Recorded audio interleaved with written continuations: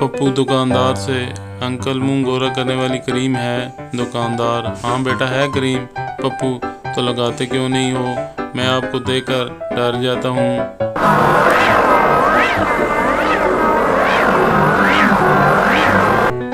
बीवी खूबसूरत थी और शोहर काला।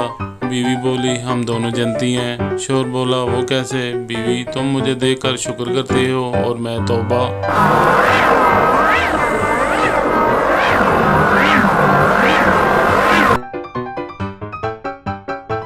70 साला बाबा, दिल चाहता है शादी कर लूं, दोस्त कर लो। बाबा, किसी बेवे से कर लूं, दोस्त कुंवारी से ही कर लो। बेवा तो उसने हो ही जाना है।